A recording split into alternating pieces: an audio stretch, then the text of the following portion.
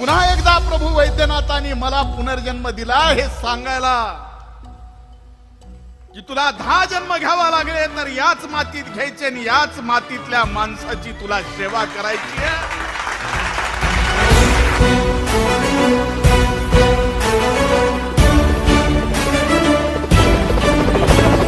हार जीत हील पंडावरे